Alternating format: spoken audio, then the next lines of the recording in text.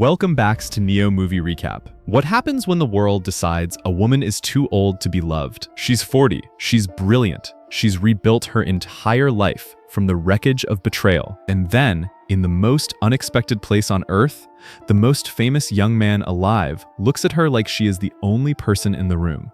Meet Solenn Marchand, 40 years old, owner of a beautiful art gallery in Silver Lake, Los Angeles, mother of a teenage daughter named Izzy, and a woman who, somewhere between the divorce papers and the school runs and the gallery invoices, quietly stopped believing she deserved anything wonderful. Her ex-husband Daniel didn't just leave her, he traded her in. A younger woman, the oldest, most predictable betrayal in the book. And while Daniel walked away into his shiny new life without a scratch, Solenn was left to carry everything: the house, the child, the grief, the silence. She didn't fall apart. That's the thing about women like Solenn. They don't fall apart. They get up, they open the gallery, they pack Izzy's lunch, they smile at school events, they survive. But surviving is not the same as living. As Solenn turns 40, she looks in the mirror and sees what the world has trained her to see: a woman past her prime. She has packed her own desires into a box, sealed it shut, and put it on a very high shelf. She has no idea she's about to blow the whole shelf apart. It starts with a betrayal, again. Daniel was supposed to take Izzy and her friends to Coachella, the music festival in the California desert. A father-daughter bonding trip. It was planned for months. Izzy was counting the days, and then, at the absolute last second, Daniel cancels. Work. His new life. The same old excuse, dressed in different clothes. So Solenn does what Solenn always does. She steps in, she packs the car, drives 4 hours through desert heat, and arrives at Coachella as the designated uncool mom, surrounded by neon lights, 20-year-olds, and music she doesn't recognize. She doesn't complain. She never complains. While Izzy is out in the crowd screaming for the hottest boy band on the planet, August Moon, Solenn is just trying to find a bathroom in the VIP area. She pushes open a door that she assumes leads to a restroom. It doesn't. It leads to a private trailer. And standing inside, shirtless, surprised, and devastatingly handsome, is Hayes Campbell, 24 years old, lead singer of August Moon, the most photographed face of his generation.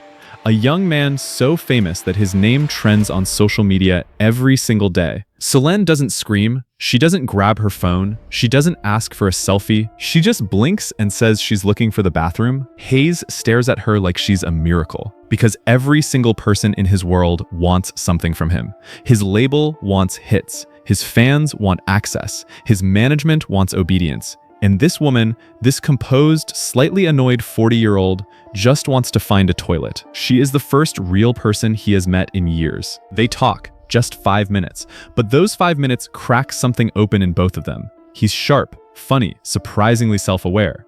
She's skeptical, quick, and completely unimpressed by his fame. She walks out of that trailer thinking it was a funny story she'll tell at dinner parties. He walks out thinking he has just met the woman who is going to change his life. He is right. That night, August Moon takes the stage. 50,000 people lose their minds. It is everything Coachella is supposed to be.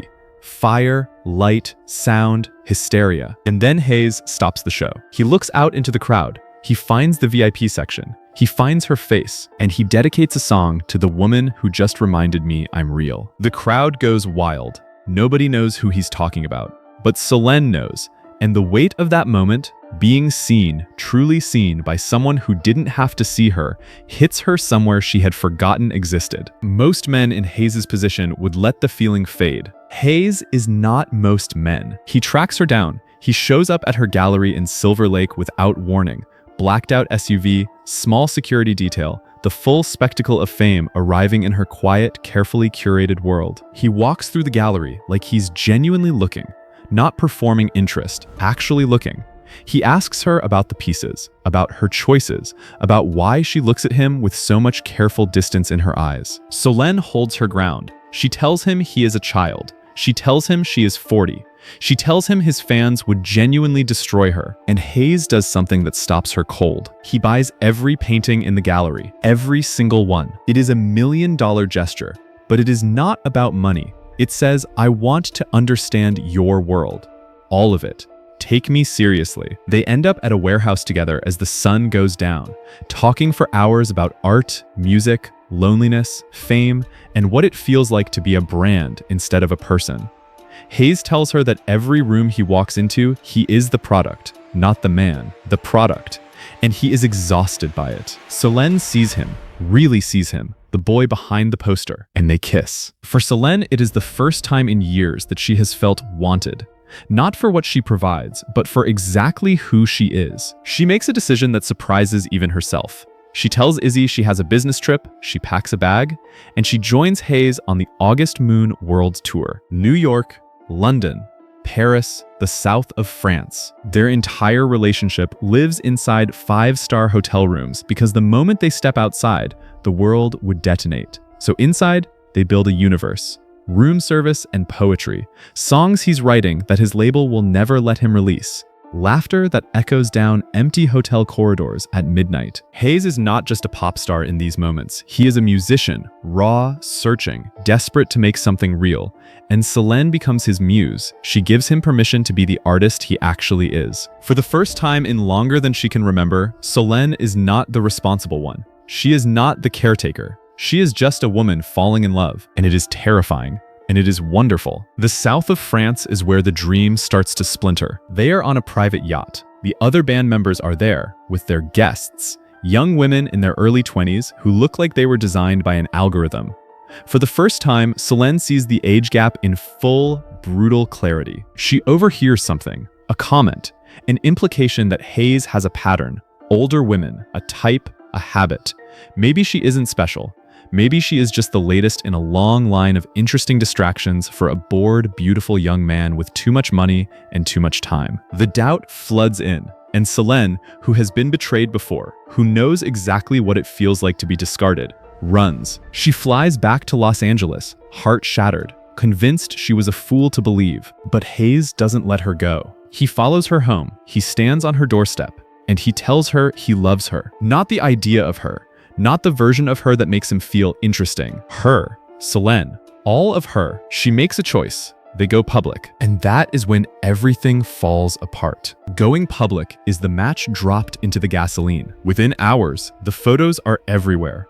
Selene Marchand, art gallery owner, 40 years old, photographed kissing Hayes Campbell outside a restaurant in Silver Lake. The internet does what the internet does. The August Moon fandom, the August Moonies, become a digital army. They dig up her divorce records. They post side-by-side photos comparing her face to Hayes' face, circling her wrinkles with red arrows, mocking her clothes, her age, her body. They call her a predator. They call her unspeakable things. They build entire accounts dedicated to destroying her reputation. The paparazzi camp outside her gallery. They follow her to the grocery store. They photograph her taking out her trash. If the ages were reversed, if Hayes were 40 and Selene were 24, nobody would say a single word. But a woman? A woman who dares to want a younger man? Who dares to still be a full, feeling, desiring human being at 40? And then it gets worse. Because Selene isn't the only one bleeding. Izzy goes back to school, and Izzy becomes the target. Boys make graphic, sexual comments about her mother in the hallways. Girls who are obsessed with Hayes corner Izzy in the bathroom, demanding to know if she can get them access to him.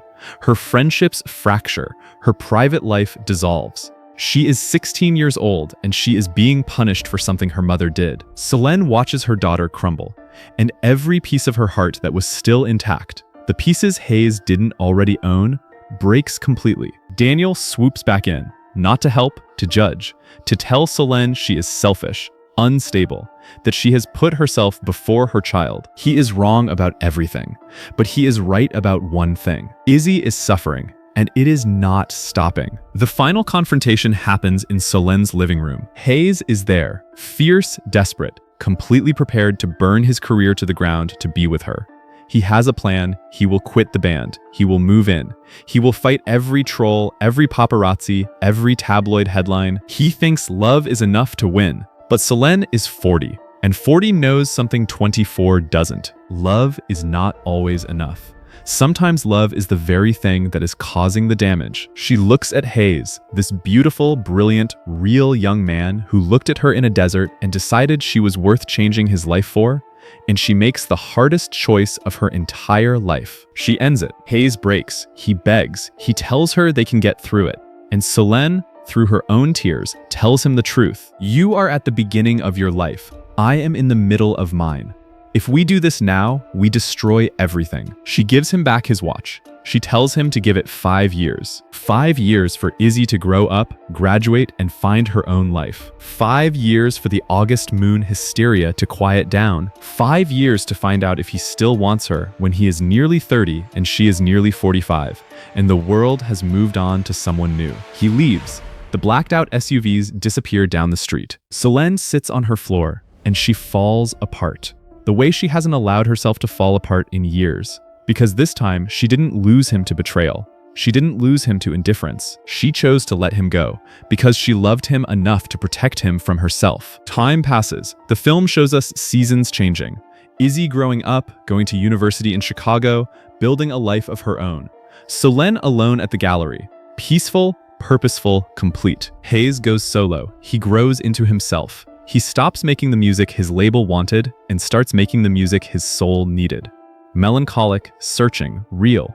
Critics call it his best work. Fans who never knew his name before start listening. Selene follows from a distance. She watches him become the artist she always knew he was. 5 years later, Selene is at home, watching a late-night talk show. Hayes is the guest. He looks older, steadier, like a man who has been somewhere and come back changed. The host asks about his new album, about his life, about anyone special. Hayes looks directly into the camera, the same way he looked at her across the Coachella crowd 5 years ago, and says, "I'm actually heading to Los Angeles tomorrow to visit a friend I haven't seen in a long time." Selene stops breathing. The next day, she's closing the gallery. The bell above the door rings. She doesn't look up right away. She doesn't have to. She already knows. Hayes is standing in the doorway, 29 years old. The world has already found its next obsession. The paparazzi are gone. The August Moonies have new targets. The noise, all of it, has finally stopped. And it is just 2 people, in a quiet gallery, in Silver Lake, in the last of the afternoon light. No speeches, no grand music swell. Just a look that says, "I waited. Did you?" The screen goes dark, and that ending, if this recap hit you somewhere real, like this video, subscribe to the channel, and share it with someone who needs to watch this movie immediately. We'll see you in the next one.